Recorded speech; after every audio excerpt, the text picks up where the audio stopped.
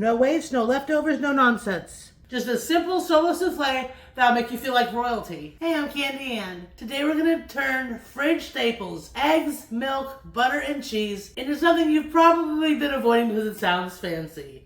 The egg aristocrat, a souffle. But I promise, it's as easy as a scramble if you don't freak out about it. We're gonna start with taking a half a tablespoon of butter and using it to grease our ramekin. Now we're gonna take a half tablespoon of parm, drop it in there, and roll it around to get stuck to the edges, the same way you would butter and flour a cake pan before baking in it. Same exact process, except with this, it's butter and cheese. You're gonna take an egg and separate it into yolk and white, and then we're gonna pregame by taking that white and mixing it up to stiff peak. And there we go, beautiful stiff peaks. Next, we're gonna turn our stove to medium, and we're going to melt a half tablespoon of butter.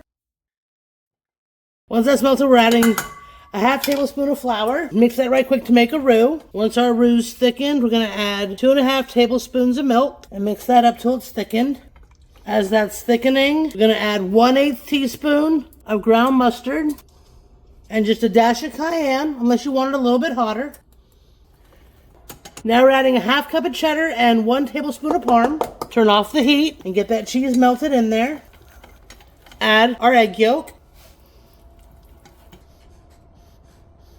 Remember to do this off of the heat so you don't cook that egg.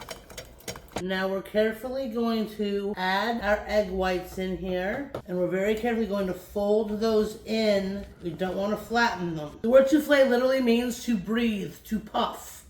And that's exactly what this is going to do in the oven. Now we're going to add this into our prepared ramekin.